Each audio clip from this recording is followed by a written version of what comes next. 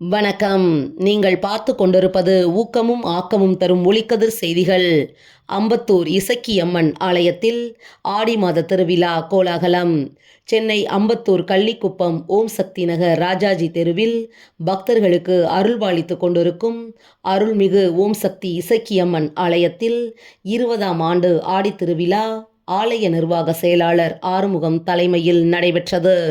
நிகழ்ச்சியில் கணபதி பூஜையுடன் செந்தமிழ் வேள்வி, உச்சிகால பூஜை, கரகம் எடுத்தல், கூழ் வார்த்தல், முளைப்பாரி எடுத்தல், பொங்கல் வைத்தல், 108 பால்குடம் எடுத்தல், படையல் பூஜை மற்றும் கும்மி பாடல், பக்தி நாடகம், கராத்தே, யோகா, சிலம்பாட்டம், பரதநாட்டியம், ஆன்மீக சொற்பொழிவு போன்றவை நடைபெற்றது.